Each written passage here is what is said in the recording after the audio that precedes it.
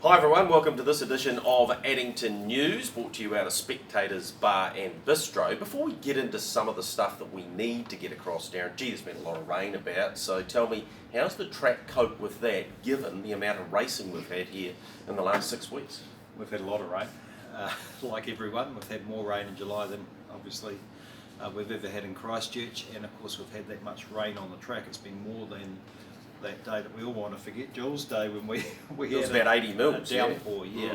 What was able to happen was after we raced on Sunday, because it had stopped raining, the staff worked into the dark, Well into the night. the dark, looking after the track, and it was cleaned up after the last race, and then wheel rolled and packed down, which meant that they got all that done before we really got that deluge, which has managed to roll off most of the track. Right.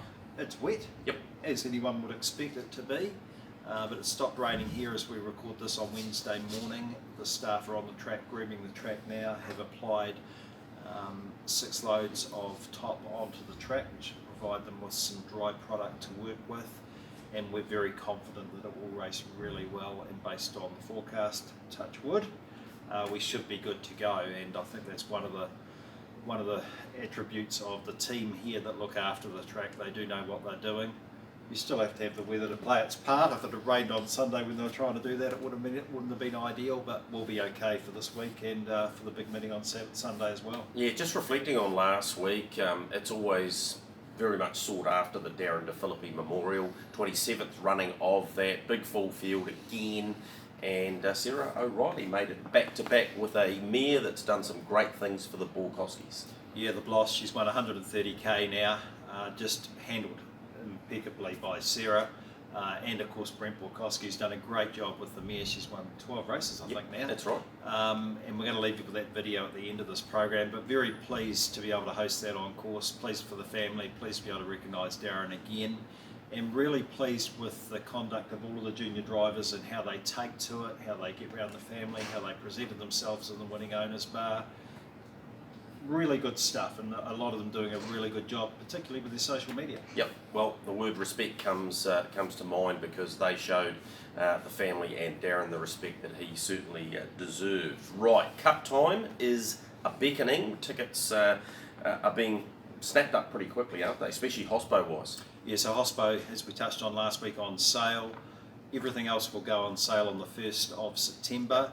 Keep following the Facebook page. Have a look at addington.co.nz, where you can book all those things as they come. I think you can pre-register to get emails back and get some advanced information, but a reminder to keep going there. They'll be on sale and they will be snapped up quickly. All right, renewals for membership, that's happening online too? Yeah, that's online as well, and that's rolling in, and there is an application form there with some limited space available if people want to join the club. What about Trackside Dining? Because people are looking for things to do. They haven't been able to do things for the last couple of years, so that's meant Trackside Dining is very popular. Yeah, so we had the first of the midwinter Christmas ones last week, and that was a really good crowd upstairs in Silks. They're being snapped up as well, and again online on the events side of the business. When you come into the website, click on Trackside Dining and all of the dates are there, and there is a few already sold out, so have a look at that. All right, the IRT New Zealand Cup and of course the Renwick Farms Dominion nominations close in about 5 or 6 weeks. They'll close on the 8th of September, which is the day before the Audial Cup and the Open City Ford New Brighton Cup. So we will have had a race under our belt. Hopefully the Basildine will have been run on the 26th of August. And the Morris Homes. And the Yep. Allied Security. Yep. Morris Homes Vase will have been run that night as well. So we will have had a couple underway. A couple of horses will be starting to appear at the trials, and those nominations will close. So all of that information again will be on the website, and we'll send some information out to trainers. All right, racing here this week, Thursday night and Sunday. In terms of our preview, we're going to do something a bit different. Normally, the Thursday or Friday night would be the feature meeting. It's a good meeting, but Sunday's even better because we've got those winter rewards races. Yep, 5 races, $20,000, culminating in the end of the season, 31st of July. So really pleased, really competitive fields. and really looking forward to a good meeting to finish off the season. But as you say, there's a bit of form in those Thursday ones, but I think you found a couple for us for Thursday, and then we'll do a full preview for Sunday. I have. I'll give you those in a sec. We're down 7 of the 9 weeks. We race twice in a week. So we keep touching on the turnover, but it continues to be very strong. Yep, so it does. We've had 4 of the meetings have topped $1 million, one of them at 1.2. I think the profit's been climbing well over that 600,000 so far, and we expect it to be pretty strong this week. $1 million last Friday night again, and 600,000 with a small bunch of horses on the Sunday. So, and very good GBR Sunday, weirdly.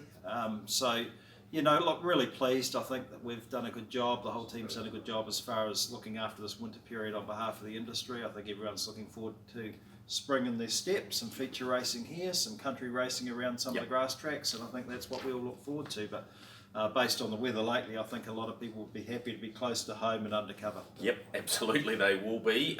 3 to follow on Thursday night before we do the full preview for Sunday. Swaggerman race 2, number 7, gets into that race really nicely.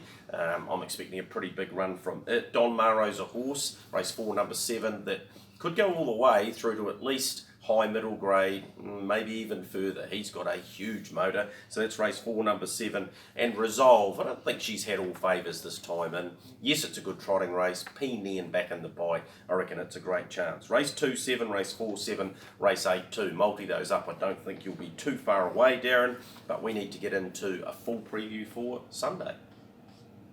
Alrighty, let's get into a full preview of the big meeting, the last meeting for the racing season, the 31st of July here on Sunday. Get underway at 1 o'clock or 10 past 1, the first race is. And of course, it's the big Winter Rewards Ratto races, 5 of them worth 20,000 each. So they're going to be very competitive. So we're looking forward to that. Race 1 gets underway at 1:10. The IRT Your Horse Our Passion Pace, a standing start over 2,600. Yeah, pretty keen on Rebound here. Thought it made a fair fist of its debut performance from the really strong Regan Todd barn. Of course, he combines with Robbie Close. Wouldn't need to lift much off that performance to go close in this, so I'm happy to have it. Sports Babe surprises me that she hasn't won a race yet. I disregard last time and go on a previous form. There's definitely a win there somewhere. Rapid Response has shown enough on race day 2 to get a win at short notice. Whether that's this week or not, it's definitely a player for first fours, and Flora's Diamond Deal has done very little wrong in its career today. Only a little filly by Sports Writer, but it'll be in this for a long way. 3, 6, 8 and 2 in the first. Race number 2, first leg of the early quaddie. And of course, last Sunday we had a jackpot from that first quaddie into the last one. The second one hit about $32,000. So keep an eye on these races for the jackpots during the day, because they're very competitive and quite easily we could get a jackpot, so which will be good. The Garrard's Pace, a standing start 2,000 metre race, 1:35. Yeah, the other thing you have to take into account is watch some of the form transferring from Thursday to Sunday. A horse like Swaggerman, who's in this, watch how he goes on Thursday to see whether you want to have something or have him in your combinations on Sunday. This race will suit him as well. He can step away fast, but the horse I think that's really well suited here is Better Believe It from the Colin and Julie DeFilippi barn. Wide out, 2,000 metre stand. A lot to like here. Sometimes he misses it, but when he catches it, Darren, he flies it. And if he gets the front, he'll take some beating. I thought his performance last week was good because he had to come wide in the last 600 metres and really had no winning chance. But I reckon he's got a very good winning chance on Sunday. So 7, 8, 8, 7. Major Memphis, no luck first up. Decent chance too, as is the other DeFilippi runner and Let's Go Ringo. Although I'm never as keen on those drawn 1 and 2 in the 2,000 metre stands. Sometimes they can get back on the fence. 7, 8, 1, 2, race 2. Race number 3 is the Paul Renwick Joinery, the first of the Winter Rewards Handicap Trot, 2,600 for $20,000. These races gets underway at 2:01. Yeah, and what a great opportunity for so many of these horses. Their connections getting a chance to race for some great money. Each way Navarra here. Look, he's no star, but I'll tell you what, he does have a very good finishing kick when he can get the right sort of run.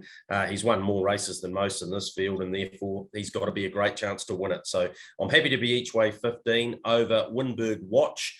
Tim Williams and Trent Yersberg combined. Thought the last start performance was a pretty handy sort of an effort. So it's an each-way hope. Majestic Whisper, gee, the Michael Heenan team over this winter racing period's been going great. Sarah O'Reilly's back in winning form, and she's an excellent driver, as we know. Then it was a bit of a toss-up between Zahara, who should be in the fight throughout, generally steps very quickly, and Sloncha, who's another one that steps and probably will get itself on the front end. But an even race each way, the 15. But if you're taking a quaddie, you need a decent sort of a pencil to mark a few here. Yeah, there'll be a few, nice form horses paying a bit of money because someone has to be the roughie and someone has to be the favourite. So worth having $1 on something that you like. Race number 4 is the Lamb and Haywood Mobile Pace 1980, and it gets underway at 2:35. Yeah, tricky little race this.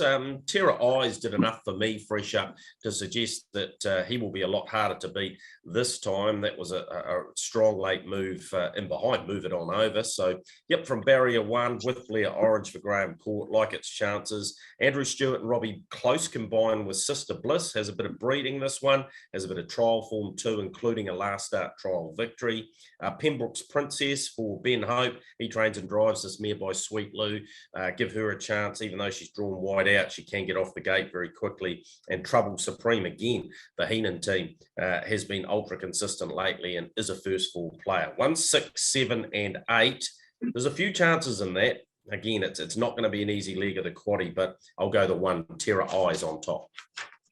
Race number 5, the last leg of that early quaddie, Spectators Bar Mobile Pace 1980 at 2:59. Yeah, like a couple in this, and I wasn't too sure which way I was going to end up on top, but I'll go with Marin Franco. She's been in really good form for a long time now. Leo O'Reilly's got her pinging along, and I thought her performance here last time behind Harrison, which was a strong race, and I reckon it'll be a strong form race. I reckon Marin Franco can just about take this out at each way odds. Ahead of He Santa's Excuse, who was pretty brave last weekend. Nothing wrong with its run on Sunday, and I reckon it wouldn't need to improve much from that. Then I went to 10, which is Sky Vale. Always had a bit of time for her, and I know Blair Orange has as well. Inside second row is not ideal, but her run here last time was strong behind Legenda Franco, so wouldn't need to improve much off that. And then I was around Catherine and Shanika. Both of those have got a bit of quality about them. Catherine's in on Thursday as well, so you might want to take that into account. But I didn't know which way to go. But if you can afford to take them on your quaddie ticket, add them in too. But I'm happy to be each way, Marin Franco. Catherine, of course, the daughter of Shadow Play, Greg, the world's fastest horses by Shadow Play. So, yes, Hanover. Yeah. Race number 6 is the first leg of the last quaddie. These are 4 Winter Rewards races in a row, so a really strong quaddie here to finish the program and finish the season. The Clarkson Science Winter Rewards Mobile Pace 2600 at 3:24. Yeah, really hard to knock Smithy's Terra's form, isn't it? Won 3 of his last 4, and as a result of that, Darren gets into this race beautifully. John Dunn won't be going back at the start. He's the horse to beat for mine. Right alongside him, though, is Cheezel, who is beautifully handicapped for this too. Serious Moonlight is a horse I've got a lot of time for. So I went 9, 8, 7 in ascending order, and I did that based on their form and the fact that you can throw others in for 4th, but those 3 are so well handicapped for this race. So if you box them up in your Quinella and Trifecta, I'm finding it very hard to think that they won't run 1, 2, 3. Smithy's Terra's on top, but those other 2 will go pretty close as well. Very, very good start to the quaddie. You can take 1 ticket with Smithy's Terra on his own, then take the other with the other 2 and put him on that ticket if you want as well. You'll get the first leg. I'm pretty confident of that. Yeah, look, Cheezer was featuring in that video that we had in the Addington News last week where Hazer won, and it's still locked up trying to get a run. So she's very well placed, as you said, along with the other 2 there. So they do look to dominate that race. Race number 7, so Hagley Windows and Doors Winter Rewards Handicap Trot, the second of the trotting Winter Rewards races, 2600 at 3:49. Yeah, I'm going to go with the Bloss on top here. Excellent training performance to have her ready to win the Darren DeFilippi. And I know at the back end of this, we are going to reflect on that. But the Borkowskis have always been excellent horse people and stock people, and they proved that again. Excellent drive from Sarah O'Reilly. Such a good beginner. 10 metres back here doesn't bother me at all. Provided she can get through early, she'll be in the van nice and early, and that makes her the one to beat in this. Maui's been racing great. I don't think is badly handicapped off the 20. Seems to be able to step the mark pretty quickly, so I wouldn't be surprised to see Maui in the first half of the field early on. The Fox has been going great. Yeah, mobiles have been a big assist there, but off the Unruly, hopefully there's a bit of room there for the Fox. And then I was sort of around Cody Banner off the front, because not the most smoothest trotter, but should find the peaks here and may even find the front. And we know he's a good stayer, so he might just roll along and make it incredibly hard for those off a mark. So yeah, you might want to include it on your quaddie. Then you've got the Madeline Stows, Racy Cruiser, Majestic Roll On.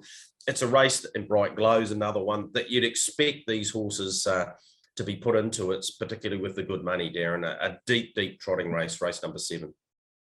Race number 8 is the Stora Motors Winter Rewards Mobile Pace. Reg Stora, of course, a good supporter of Addington Raceway. 2,600 metres at 4:21. Yeah, good race again. I'll go with best trio each way. Again, it's not the smoothest pace. So it actually struggles more in the straights than it does on the bends. But he's good enough to win this, and he was excellent here last time. So I'm happy to have him on top from a handy barrier draw. And I think the 2,600 metres, sort of negates some of these second row draws. So Violet Knight's got a big motor. This is a sort of race that could power over the top of them. So I'm happy to have it somewhere in there. Kingsdown Adams been ultra consistent, so it's got a chance. And Tane JJ got that win last time off the back of some really honest form. But this is one of the more tricky races, I think. Millwood Melody is a last start winner. Get Back's in the same category. But again, it's just a great opportunity for these horses to race for excellent money. And I'll go each way best trio, but it's one of the more tricky races on the day. There's some tremendous placement by Bruce Negus here with Tane JJ. He got a penalty-free one last time, gets into the lowest of the Rattos with the lowest rating, which forces him to draw one. Yeah, exactly. Beautifully done. Yeah, absolutely.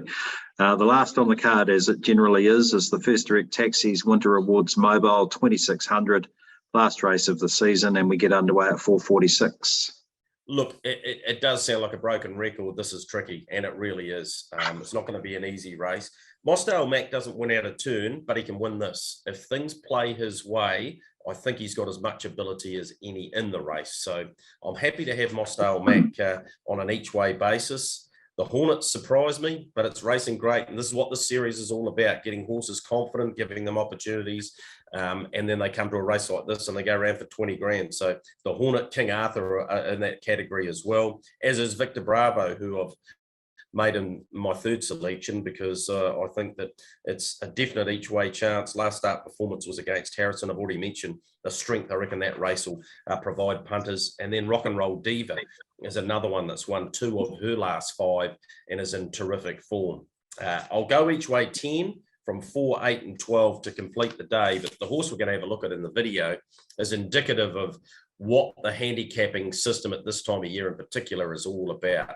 The Bloss, beautifully placed, goes over 130,000. You think of Sue Princess and those types of horses. They've been going around in these grades for ages, but they're earning. Bright Glow's another one. Winning 12 and 13 races and winning 130, 140,000 is keeping these horses here, keeping the fields full and keeping our turnover, Darren, ticking over.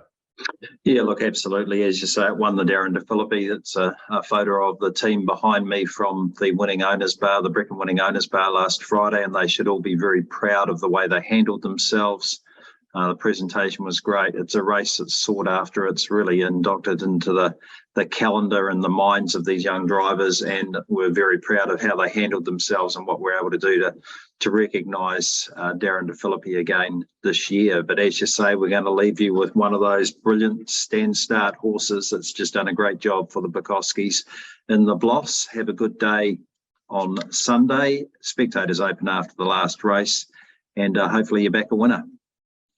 Bloss, and then Show Me the Grey. So it's the Bloss hitting the lead. The outside King of Love, Madeline Stowe with the inside run, and then Prince Tecker. It's the Bloss in front. Madeline Stowe coming. The Bloss. Madeline Stowe tries hard. Sarah O'Reilly won it last year. She'll win it again. It's the Darren DeFilippi Memorial to Sarah O'Reilly 2 years in a row, and the Bloss won it from Madeline Stowe. King of Love third, followed by Harry Potter, Take After Me, Show Me the Grey, Clyde. Further back, Lorena Del Sur, Prince Tecker, Royal Pride, Make My Sun Don, Majestic Jag.